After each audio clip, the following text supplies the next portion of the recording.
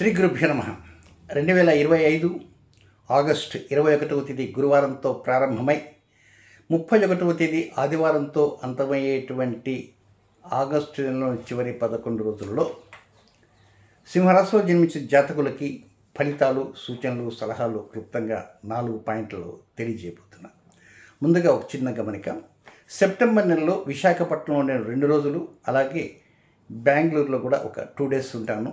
ఎవరికైతే నా అపాయింట్మెంట్ కావాలనుకుంటారో వారు 9348632385 నెంబర్కి కాల్ చేసి తీసుకోవచ్చు. ఇక రెండవ గమనిక, 21వ తేదీ గురువారం పుష్యమి నక్షత్రము, దాన్నే గురు పుష్య యోగము అంటారు. ఈ గురు పుష్యమి అంటే ఒక శుభకరమైనటువంటి యోగం కనుక వివాహం తప్పించి మిగిలినటువంటి అన్ని కార్యక్రమాలు కూడా చక్కగా చేసుకోవచ్చు అనేది శాస్త్రవచనం. అయితే అనేక మంది మెసేజ్లు పెట్టేవారు ఉన్నారు, కొంతమంది డౌట్స్ కూడా ఉన్నాయి. ఏమిటంటే గృహప్రవేశాలు అంటే చేసుకోవచ్చా అని. ఇక్కడ చిన్న వివరాన్ని తెలియజేస్తాను.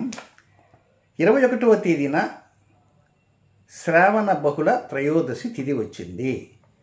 అది శ్రావణ బహుళ త్రయోదశి కాకుండా శ్రావణ బహుళ అంటే శ్రావణ మాసంలో కృష్ణపక్షంలో ఏకాదశి తిథి కనుక అయి ఉంటే గృహప్రవేశం వరకు హ్యాపీగా వెళ్ళవచ్చు. ఏం చేద్దంటే ముహూర్త ఘట్టమంతా బహుళ ఏకాదశి వరకే ఉంటుంది. ఆ తర్వాత బాక్స్ కట్టివేయబడును. కనుక గృహప్రవేశం లాంటి ముహూర్తం మాత్రం అవకాశం లేదు. సెల్ ఫోన్ కొంటాము, బంగారం కొంటాము, బట్టలు కొనుక్కోవటము, చిన్న ముఖ్యమైన పనులు ప్రారంభం చేయటము అలాంటివే తప్ప ఇతర శుభకరమైనటువంటి ప్రత్యేక కార్యక్రమాల వైపు మాత్రం మొగ్గు చూపకూడదు. నెక్స్ట్ మరొక చిన్న గమనిక ఏమిటంటే, వర్ష ఋతువు ప్రస్తుతం జరుగుతున్నది. ఈ నెల 23వ తేదీ రాత్రి 2:04 వర్ష ఋతువు వెళ్ళిపోయేసి శరదృతువు ప్రారంభమవుతుంది. నా పంచాంగంలో శరదృతువు ఉంటుంది. చాలామంది గార్గయ్య గారు తప్పు రాశారేమో అనేటువంటి ఆలోచనతో చాలామంది కూడా అడిగారు. ఇవి చైత్ర వైశాఖ మాసములు, వసంత ఋతువు, జ్యేష్ఠ ఆషాఢ మాసములు, గ్రీష్మతో చెప్పుకుంటూ వస్తాం పాట చిన్నప్పటి నుంచి. కానీ ప్రస్తుతం ఉండేటువంటిది ఏంటంటే అధిక మాసాలు అవి వస్తుంటాయి కదా. ఇలాంటి సందర్భాలలో కొన్నిసార్లు ఇవి వేరియేషన్స్ వస్తుంటాయి. కనుక పంచాంగంత ప్రకారంగా వర్ష ఋతువు వెళ్ళిపోతుంది. శరదృతువు ఎప్పుడు ప్రారంభమవుతుంది? 23వ తేదీ రాత్రి ప్రారంభమవుతుంది. నెక్స్ట్ 27వ తేదీ వినాయక చతుర్థి. చాలామంది వినాయక చవితి అనుకుంటారు. దాన్ని వినాయక చవితి అనకూడదు దయచేసి. అది వినాయక చతుర్థి లేక గణేష చతుర్థి అనుకోవచ్చు. ఎందుచేతంటే కొన్నిసార్లు చాలామంది తెలిసి కూడా పొరపాటు జరుగుతుంటాయి. అలాగే మనం కార్తీక మాసం అంటాం. కార్తీక మాసంలో కార్తీక రీకు గుడి పొల్లు అనుకుంటాం. కార్తీక మాసం అని నా పంచాంగంలో కార్తీక మాసం ఉంటుంది. గార్గయ్య గారి దాంట్లో తప్పుపడిందేమో ప్రింటింగ్, రీకు గుడి పొల్లు లేదనుకుంటారు. పొల్లు ఉండదు, కార్తీక మాసము. అలాగే చిత్తా నక్షత్రం, చిత్రా నక్షత్రం. సరే, నెక్స్ట్ ఇంకా వివరంలోకి వెళ్దాం. సింహరాశి జాతకులకి మొదటి పాయింట్, 21వ తేదీ ఉదయం నుంచి 22వ తేదీ రాత్రి 12:16 వరకు ఉండే సమయం అంతా కూడా కొంచెం అంతా హడావిడిగా ఉంటుంది. డబ్బు కూడా ఖర్చు అవుతుంటుంది. క్షణం తీరిక లేదు, దమ్ముడి ఆదాయం లేదు అన్నట్టుగా ఉంటుంది. పనుల ఒత్తిడి ఎక్కువగా ఉంటుంది. టెన్షన్స్ ఎక్కువగా ఉన్నట్టు అనిపిస్తుంటుంది. వర్క్ లోడ్ ఎక్కువగా ఉంటుంటుంది. కనుక ఏదైనా కొన్నిసార్లు కొన్ని డబ్బు ఏదైనా చేతిలో ఉంటే ఆ డబ్బు అయిపోయేంత వరకు ఖర్చు పెడుతూనే ఉంటారు. అంటే ఒక విధంగా చేతిలో ఉన్న డబ్బు ఖర్చు అయిపోతుంటుంది. చేసే వర్క్ కూడా పెరుగుతుంటుంది. శారీరక శ్రమ పెరుగుతుంటుంది. శ్రమకు తగిన ఫలితం తగ్గుతుంటుంది.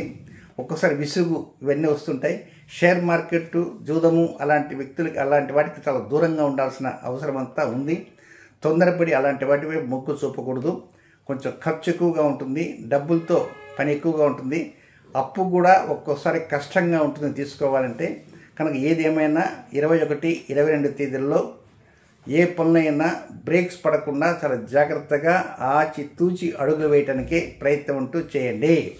నెక్స్ట్ ఇంకా సెకండ్ పాయింట్కి వచ్చేసి 22వ తేదీ రాత్రి 12:16 ప్రారంభమై 25వ తేదీ ఉదయం 8:29 వరకు మనసంతా కొంచెం ప్రశాంతంగా ఉంటుంది, ఆహ్లాదంగా ఉంటుంది, ఉల్లాసంగా ఉంటుంది, ఉత్సాహంగా ఉంటుంది, జాయ్ఫుల్గా ఉంటుంది, జోష్గా ఉంటుంది. రకరకాల పదాలు ఉపయోగించవచ్చు. ఇంకా కనుక ఏదైనా కొంత మనసు ప్రశాంతంగా ఉంటే చేసే కార్యక్రమాలు కూడా ప్రశాంతంగా వెళ్ళిపోతుంటాయి.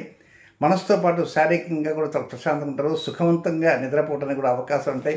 మంచి చక్కటి భోజనం కూడా ఉంటుంటుంది. అంటే భోజనం అంతకుముందు లేదని కాదు, మృష్టాన్న భోజనము ఏదైనా కొంచెం తృప్తిగా.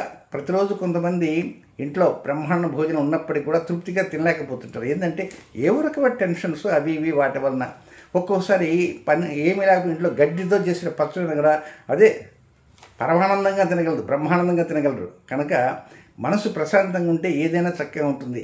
కనుక కొంత మనసు ప్రశాంతంగా ఉంటుంది, శారీరక ప్రశాంతంగా ఉంటుంది. ఈ రెండు ప్రశాంతంగా ఉండేది ఎప్పుడంటే 22వ తేదీ రాత్రి 12:16 నుంచి 25వ తేదీ ఉదయం 8:29 వరకు చాలా అనుకూలంగా ముందుకు వెళ్ళే విధంగా అవకాశాలని అంది వస్తున్నట్టుగా చాలా ఆనందంగా ఇష్టమైన వ్యక్తులతో మాట్లాడటానికి అవకాశాలు వస్తాయని చెప్పడంలో సందేహం ఎంత మాత్రమూ లేదు. నెక్స్ట్ ఇంకా 3వ పాయింట్, ఇది కొంచెం ముక్కు మీద కోపం ఉంటుంది. 25వ తేదీ ఉదయం 8:29 ప్రారంభమై 27వ తేదీ రాత్రి 7:22 అంటే వినాయక చతుర్థి గణపతి పర్వదినం ఉంది కదా, ఆ రోజు రాత్రి 7:22 దాకా ఉంటుంది. కొంచెం కదిలిస్తే ఎక్కడ కోప్పడతారు అన్నట్టుగా ఉంటుంది, ఎక్కడ బాంబు పేలుస్తారు అన్నట్టుగా ఉంటుంది. దీనికి అనేక కారణాలు ఉంటాయి. చేతిలో డబ్బులు లేకపోవటం మొదటి కారణం, కంట్లో ఏదో బాధగా ఉండటం వల్ల ఒక కారణం, ఈ పళ్ళ నొప్పులు అధికంగా ఉన్న కారణంగా ఒక కారణం, రెండవది ఏంటంటే ఏదో గతంలో ఏదో చిన్న కార్యక్రమంతో ఇబ్బంది పడి ఉంటే అది ఇప్పుడు తరచుగా గుర్తు రావడంతో అది కూడా ఒక కారణం ఉంటుంది. ఏదైనా తన కోపమే తన శత్రువు, తన శాంతమే తనకు రక్ష కనుక కుటుంబ వ్యక్తుల మీద కావచ్చు, ఇతరుల మీద కావచ్చు, ఒంటికాల మీద లేకుండా కొంచెం ప్రశాంతంగా మాట్లాడటానికి ప్రయత్నం చేయండి. మాట తీరు కూడా ఒక్కోసారి ర్యాష్గా ఉంటుంది. ఎంత గొప్ప వ్యక్తులైనా సరే ఆ సమయం అంటే ఇప్పుడు 25వ తేదీ ఉదయం 8:29 నుంచి 27వ తేదీ రాత్రి వరకు ఉండేటువంటి సమయం అంతా కూడా కొంచెం కదిలిస్తే హాట్గా ఉంటారు. కనుక ఎవరికైనా మీరు ఎవరైనా ముఖ్యమైన వ్యక్తుల దగ్గరికి వెళ్ళి వాళ్ళతో ఏమైనా మాట్లాడాలనుకుంటే పొరపాటున వాళ్ళ దగ్గర సింహరాశి ఏందనుకోండి, కొంచెం దూరంగా ఉంటాం మంచిది. ఎందుచేతనంటే ఆ సింహరాశి వాళ్ళని కదిలించుకున్నామంటే మీకు పని కాకపోగా మొదటికే మోసం వచ్చేటువంటి అవకాశం ఉంటాయి. కనుక ఈరోజు కాకపోతే రేపు చేసుకోవచ్చు. పిఠాకుడు ఏం లేకపోతే ఏం హడావుడి కాకపోతే ఏదో రకంగా మీ అంతటా మీరే కొంత దానికి భాష్యం చెప్పుకొని కొంచెం దాన్ని సవరించుకొని పోస్ట్పోన్ చేసుకోవడానికి ప్రయత్నించింది. మరి అవతల వారి నక్షత్రం మనకి ఏం తెలుసండి అనుకోవచ్చు. అది తెలిస్తే వీలైనంత జాగ్రత్త పడాలి. తెలియకపోతే దేవుడి మీద భారం వేసేదిను వెళ్ళి ఓ భగవంతుడా నేను వెళ్తున్నాను, నాకు కావాల్సినవన్నీ అడుగుతున్నాను. మరి ఆయన సింహరాశికి జాతకుడైతే మాత్రం కసుబుసులాడతాడేమో, నా మీద కోప్పడతాడేమో. ఒకరు కసుబుసులాడకపోయినప్పటికీ లోపల పైకి ఓకేని నన్ను రాగానే ఫైల్ తీసి వదలబారేస్తాడు. ఓ భగవంతుడా నాకేదో కనికరం చూపబోయని మీ భగవంతుడికి అది చెప్పుకోవడానికి ప్రయత్నం అంటూ చేయండి. నెక్స్ట్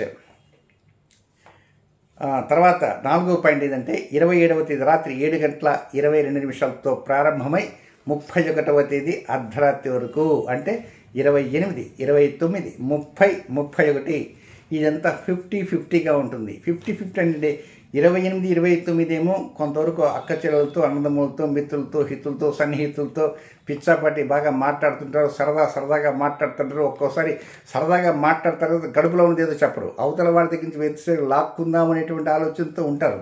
అందువల్ల ఏంటంటే తోబుట్టులతో మాట్లాడే సమయంలో కొంతవరకు ఏంటంటే మీరు కొంత రహస్యాలను దాచిపెడుతుంటారు. ఒకవేళ మీరు రహస్యాలు దాచిపెడితే వాళ్ళు కూడా రహస్యాలు దాచిపెట్టేటువంటి అవకాశాలు ఉంటాయి. కానీ ఎంతవరకు చెప్పాలనో, ఎలా చెప్పాలనో, ఏది చెప్పాలనో, చెప్పకూడదో, అది స్థాయి ఏ విధంగా ఉండాలనో, కొద్దిగా చెప్పి వదిలేయాలన్నా లేక సగం చెప్పి వదిలేయాలన్నా, అసలు చెప్పకుండా ఉండాలన్నా అనేది ఆలోచన, అసలు ఫోన్ చేయటమా ఫోన్ చేయకపోవటమా, ఇన్ని కోణాల్లో ఆలోచన చేసిన తర్వాతనే వారితో మాట్లాడడానికి ప్రయత్నం చేయండి. అలాగే హితులు కావచ్చు, సన్నిహితులు కావచ్చు, మిత్రులు కావచ్చు, ఎవరితోనైనా సరే. ఇక పుణ్యక్షేత్ర సందర్శనానికి కూడా అవకాశాలు కూడా ఉన్నాయి.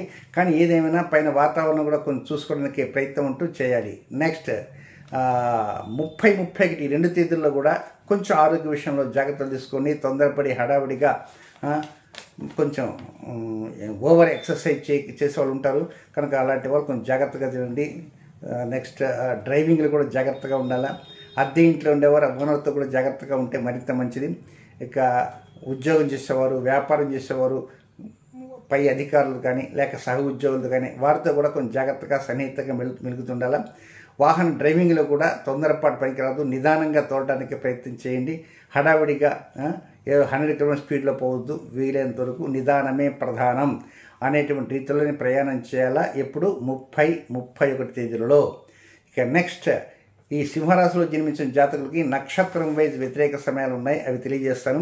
మఖా నక్షత్రంలో జన్మించిన జాతకులకి 29వ తేదీ శుక్రవారం మధ్యాహ్నం 11:38 ప్రారంభమై 30వ తేదీ శనివారం మధ్యాహ్నం 2:37 వరకు అనుకూలమైన సమయం కానే కాదు. రొటీన్ కార్యక్రమం మాత్రం చక్కగా చేసుకునవచ్చును. నెక్స్ట్ పుబ్బా నక్షత్రం అంటే పూర్వపులుగు నక్షత్రం. పూర్వపులుగు నక్షత్రంలో జన్మించిన జాతకులకి 30వ తేదీ శనివారం మధ్యాహ్నం 2:37 ప్రారంభమై 31వ తేదీ ఆదివారం సాయంత్రం 5:27 వరకు వారికి కూడా అనుకూలమైన సమయం కాదు. రొటీన్ కార్యక్రమం మాత్రం చక్కగా చేసుకోవచ్చు. ఇక సింహరాశిలో మిగిలినటువంటి మరొక నక్షత్రం ఒక పాదమే ఉంటుంది, అది ఉత్తర పలుగుని లేక ఉత్తరా నక్షత్రం తొలి పాదం. ఈ జాతకులకి 21వ తేదీ గురువారం రాత్రి 12:08 ప్రారంభమై 22వ తేదీ శుక్రవారం రాత్రి 12:16 వరకు వారికి కూడా అనుకూలమైన సమయం కాదు. రొటీన్ కార్యక్రమం మొత్తం చక్కగా చేసుకోవచ్చు. ఏదైనా మరొక చిన్న గమనికతో ముగిస్తాను. రాబోతున్న ఫెస్టివల్ తెలుసు కదా, గణపతిది గణేష చతుర్థి కనుక భాగ్యనగరంలో బ్రహ్మాండంగా చేస్తారు. గణపతి నవరాత్రులు చేస్తారు. చక్కగా భక్తి ప్రవర్తనలతో చేసుకొని ఇబ్బంది ఉండలేదు. కానీ ఈ ఢమఢమలు ఇలాంటివి మాత్రం ప్రతి అపార్ట్మెంట్లో చెవులు పగిలిపోతుంటాయి. మా అపార్ట్మెంట్లో ఎందుకైనా మంచిది వీలైనంత వరకు రాబోయే ఫలితాలు కూడా ముందే చేసుకోవటం మంచిది. లేకపోతే యూట్యూబ్లో ఆ శబ్దాలు కూడా పెరిగిపోతుంటాయి. కనుక కొంచెం జాగ్రత్తగా ఆచితూచి ఎక్కువ శబ్దాలు లేకుండా ఇచ్చేదంటే పక్క అపార్ట్మెంట్లో కూడా కొంతమంది అనారోగ్యంతో ఉండేవారు, వృద్ధులు ఉంటారు. కనుక వారికి ఎలాంటి డిస్టర్బెన్స్ కలగకుండా ఇలాంటి శబ్దాలకు ఎక్కువ ప్రాధాన్యత ఇవ్వకుండా ఉండటానికే ప్రయత్నం చేస్తే మహా మంచిదిగా ఉంటుందని నేను తెలియజేస్తున్నాను. శుభం.